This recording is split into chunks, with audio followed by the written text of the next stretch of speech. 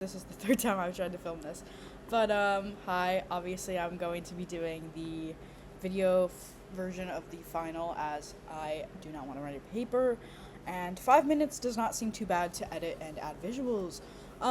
So basically, I have a background on this side of the screen, so if you see me looking over here, that is why. Obviously, I don't have a full script, but I have a little breakdown of what I want to say. So, starting off, what does it mean to live a life of meaning of purpose? That is the question that I will examine through the verses of Thomas Merton, Martin Luther King Jr. These men are from two very different walks of life. They both have a common ground of seeking truth and integrity through God. Obviously, Thomas Merton was a monk and a Catholic convert once he immersed himself. He once immersed himself in the worldly pleasures that he had, and then he decided he wanted to claim solitude and live within God by becoming a monk. His journey was fully internal. His purpose was anchored in silence, prayer, and self-denial, as he didn't want to he wanted to deny himself these worldly pleasures to find a life in God. And obviously, I also researched Dr. Martin Luther King Jr., who was a Baptist minister and a civil rights leader, as we know. He's pretty famous. Not pretty famous. He's really famous among all of the civil rights leaders.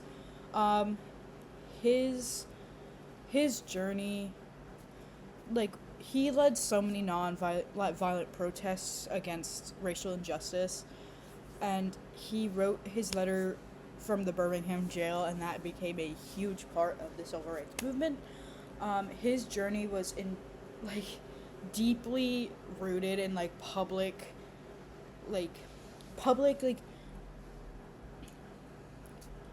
protests, and he in faith and conscience. He was not a violent person. I can't fully say that because if I remember correctly, there were a lot of things where in his before he obviously I don't remember. I don't think he was fully nonviolent, but he tried to be as best as possible.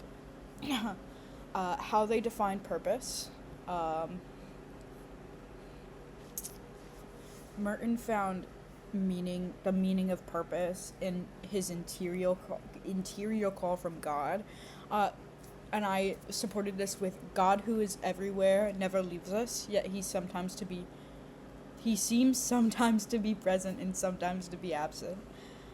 So Thomas Merton sought God not in public action, but in stillness and surrender. He teaches that meaning begins with confronting your issues and choosing truth over worldly pleasures, as this is what caused a bunch of issues for him. For King, purpose meant active love and justice, as in loving one another, as shown he protested a bunch of civil rights movement things. He protested segregation and racism. The quote I have for that is, "The question is not whether we will be extremists, but what kind of extremists we will be." His calling was urgent to awaken the sleeping mind of people and lead people towards being able to realize this and equality. The shared themes they had, though they walked different paths of life, both Merton and King lived lives of purpose. They the few categories I have are conscious and calling, sacrifice and courage, faith and action, and authenticity. Obviously both heard a call to action. I will call it that because I'm a writer. Merton heard his through silence, and King heard his through suffering. To quote Merton, "We are not at peace with others because we are not at peace with ourselves." And to quote King, "Shallow understanding from people of good will Shallow understanding from people of goodwill is more frustrating than absolute misunderstanding from people of ill will. This basically shows that, like, once you understand why you're being called to do something,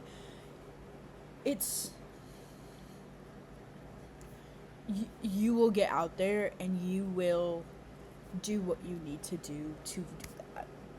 I guess. I don't know how to word it. I'm a huge yapper sometimes. Did I say? Okay, I also had sacrifice and courage if I didn't say that beforehand.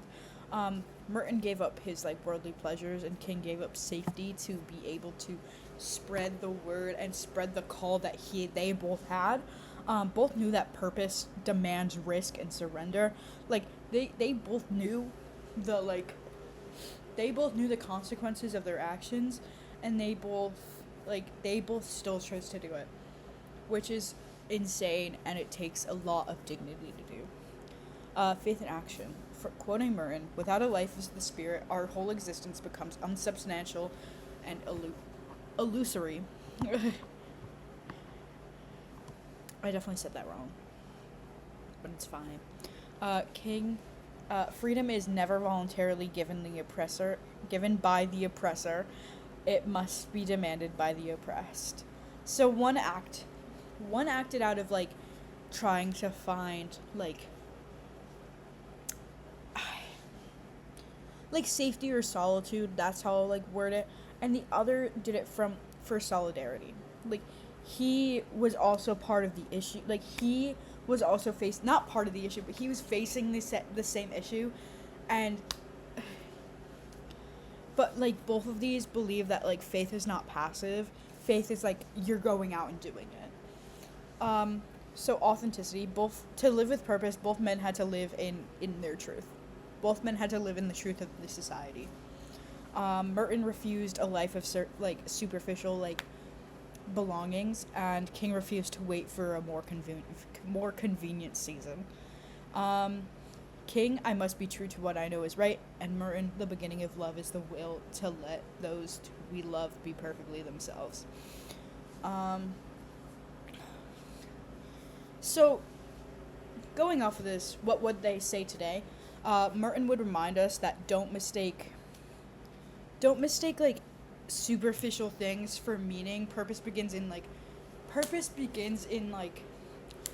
the light of God. Purpose begins in silence and prayer and listening to the voice within and listening to your conscience, listening to what you think is right on the inside rather than being like, oh, I'm a follower. Be a leader. Like, he would tell you to be a leader and make your own decisions for yourself. King would urge to not confuse comfort with peace. Obviously, we are called to, like, by God to act for justice and not sit around. We're called to, like, take action for others and for the dignity of every human being. We're called to defend everyone, yet not everyone does that. I'm gonna connect this to our talk about gender and class, as I had realized that not everyone, obviously not everyone has the same views on things, such as gender and stuff. I just sat there and listened because I simply could just not, because respectfully, like, when we were talking about gender nonconforming and trans people, there are people who were being like, oh, because, like, there were people obviously who were supporting it, and there was obviously people who weren't. I am on the side of people who do support it, because I believe that people should be who they want to be, and people, like, you should be able to fight for said people because they deserve to be around. Like, I know a lot of people think about it from a religion, as in, in Christianity, it came from a horrible fucking, sorry, you're gonna get this anyways, a horrible translation of the Bible. That is why most Catholic churches don't use the KJV version of the Bible, and they use the NIV version, because the King James version has horrible translation, because the Bible has been translated so many times to where it's been mixed up with everything. The KJV version has translated "man shall not sleep with boy," from shall not lay with boy to "man shall not lay with man," as this verse was originally about pedophilia and not being gay. Thank you. Obviously, like, purpose is not found in what we consume, post, or achieve. It is found in, like, what we are willing to stand for and when it costs us something. As someone who goes to protests, I fully I fully can stand for that statement, as faith is not faith and purpose. You have to find your purpose in life. It's not just given to you. And in conclusion, both Merton and King challenge us to ask, what is your conscience calling you to do, and what are you willing to sacrifice to live a life that matters? True meaning is not about being successful, but about being faithful to God, others, and what we know is right. And to prove this, I chose the quotes: "The beginning of love is the will to let those we love be perfectly themselves, and faith is taking the first step even when you don't see the whole staircase." I believe that these two quotes definitely frame these really well, simply for the fact that I love the taking the first step even when you don't see the whole staircase, because there are things in my life that I wasn't too sure about doing. There are things in my life that I was very sure about doing. I feel like, obviously, those huge decisions, big decisions, you have to take the first step without knowing what's coming. You could fall, you could see the next step, you could take it. You could fall and not see the next step, and you could fall down the stairs. That's just what life is. You obviously, it's, what's the word? It's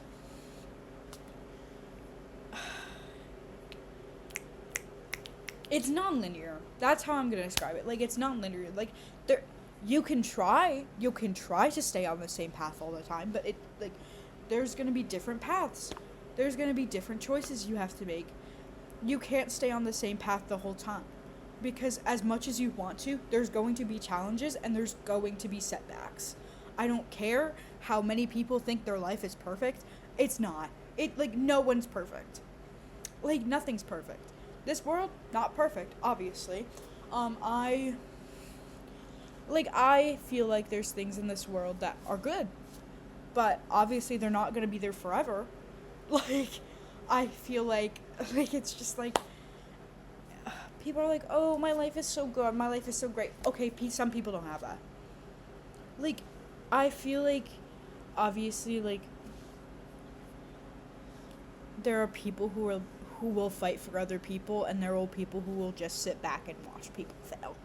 Because, respectfully, which is stupid in my mind, because respectfully, if you sit back and watch someone fail and don't help them, you are horrible. You are not fulfilling, God's message. Obviously, not everyone believes in God, but you're not being a good person. I'm gonna stutter because I don't know how to word this. You're not fulfilling a good life of, because when you come to think of it in, maybe 5 years in the future, because you're gonna remember everything, because you remember everything. I still remember a time in 2nd grade when I fell down the stairs. I still remember, there was a time where, in school, where I had the option to help someone and I just didn't, because I was oh, that person never liked me. Why would I do that for them if they didn't like me?